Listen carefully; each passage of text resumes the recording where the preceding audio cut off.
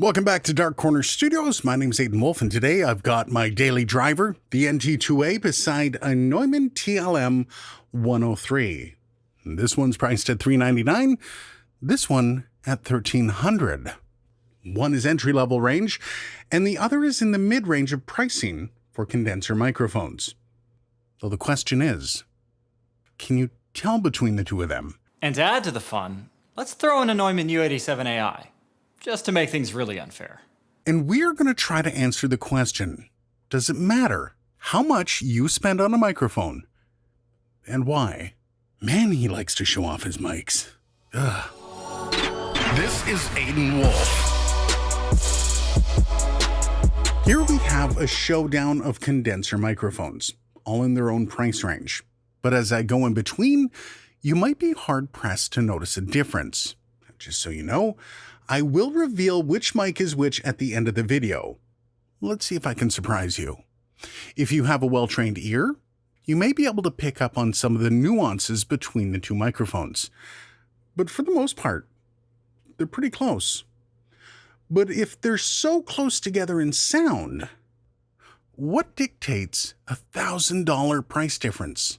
Build quality isn't quite as clear-cut as you might think. From the metals used in the body design to the materials in the capsule, or even the quality of the PCB inside can dictate pricing.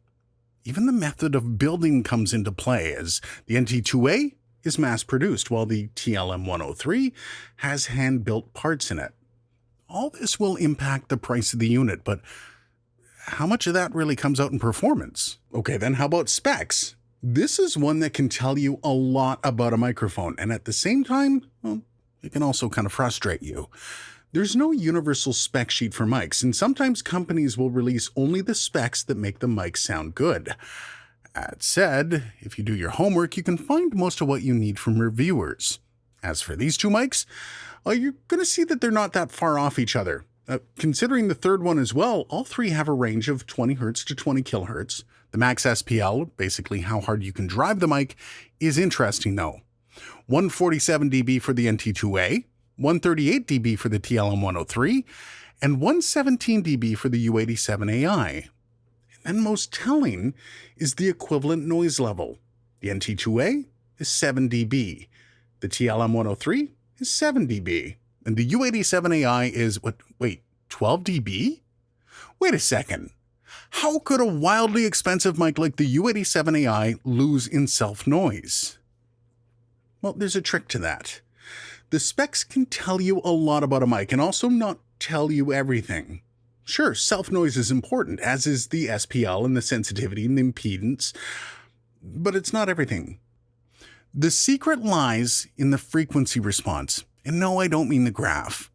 While that is important to see how the mic is tuned to the frequencies, it's more about how it handles the frequencies themselves. It's kind of the smoothness of the sound. Perhaps it's the crispness, but it really comes down to its ability to not distort any of the sounds it's picking up. And the smoother that it is, and the way it treats those frequencies will mean a couple things. First, it will sound better on more people. And second, there's less you have to do to it for it to sound good. Your post-production does get a little lighter the higher up the stack you go. And to explain how all that factors in, I'm going to pass it over to Dylan. The NT2A, the TLM103, the U87, these are all really similar mics, as we can see from the spec sheets.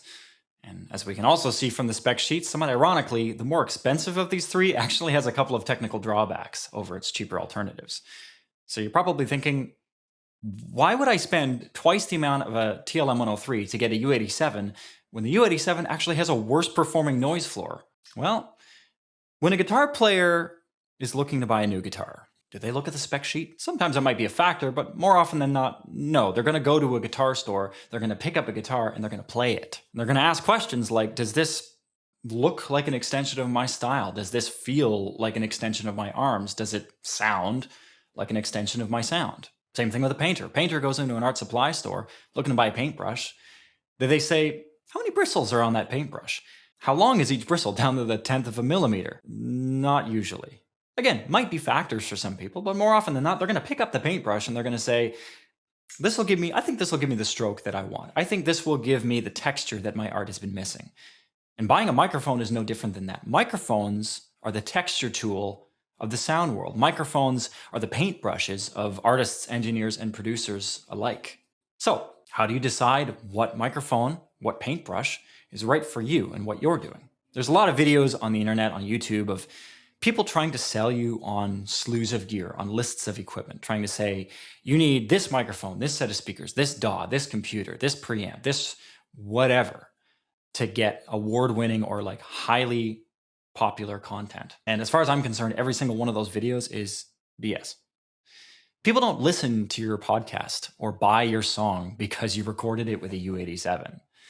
People don't hire you as a voiceover artist because you recorded your VOs with a U87. People buy your song because you're a good writer. People listen to your podcast because you create engaging content that envelops your audience. And people hire you as a voiceover artist because you've got really good chops. So you're not buying a U87 for them. So focusing on price or focusing on the status symbol of having that nice little diamond logo at the bottom of your mic shaft, it's kind of pointless as a content creator. If you're a studio manager or facilities manager and you're looking to get a nice backlog, a nice backline of equipment in your setup that will attract clientele and content creators to your facility, sure, buy a U87ai. It's a very highly revered mic. People know it. People know how it sounds. A lot of people like how it sounds. But if you're a content creator, that's a waste of time. So how do you decide then? You need to focus on, what is this going to do for me? What is this going to sound like for me? How is this going to benefit my work, my art, my creativity? YouTube videos like this one are a pretty good place to start. Listening to people talking about them, showing them, talking into them so you can hear how they sound. But this video is telling you what I sound like coming through the mic. I bought the U87 for myself because I liked how it sounds on my voice for singing and for some VO instances. I like how it sounds on some of my instruments. I love how it sounds for sound effect recording. Those are all reasons why it's good for me. But none of this stuff tells you how it's going to be good for you. You have to get your hands on one of these mics and you have to try it for yourself. Whether that is a rental store, whether that's a retail store with a 30-day money-back guarantee, whether you can find a friend who will lend you one for a little while, a few days to try it out.